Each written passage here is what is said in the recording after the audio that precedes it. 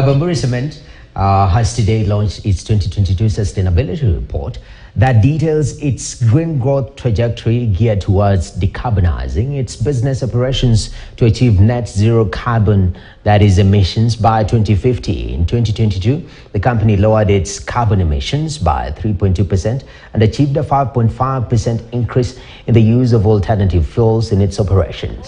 Hey, here we are. That is our 20. Oh, well done, well done, well done, well done, well done. Excellent. The next we have the board.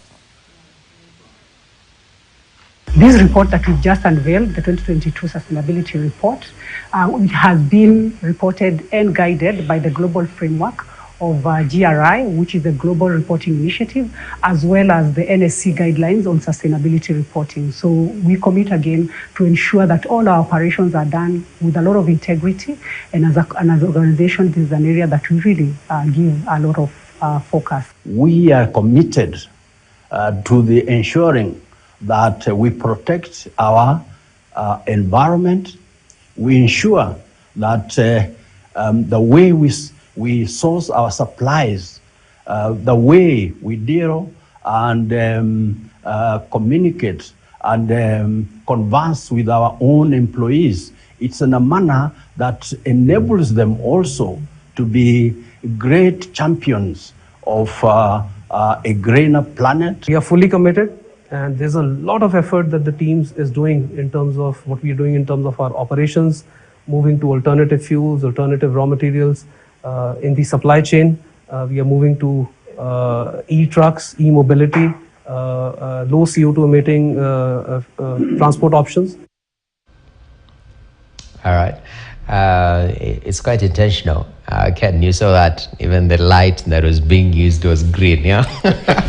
It's quite interesting just to observe some of these certain things that come across. But I mean, this issue of decarbonizing, I don't know whether there is sort of a divide between businesses, that the big businesses that are coming to terms with that, and the majority of businesses in the country that are supposed to be convinced about this idea.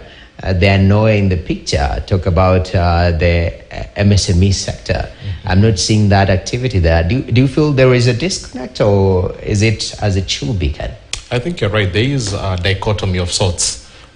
You'll find with the big established businesses that have market share, that have structure in the economy, it's easier for those to be able to roll out because they have a brand name. They don't need to market themselves. So it's much easier for them to pay attention to some of these issues. But if you think about a startup, really, that is still trying to navigate the many taxes, the many licenses, and trying to become profitable, sometimes those ones tend to put sometimes these issues on the back burner. Those are the vast majority, just because they need to be as competitive as is possible. So definitely the current wave favors the big entities, but we would like to see also how SMEs, in their own small way, can also make progress towards being very sustainable. Definitely.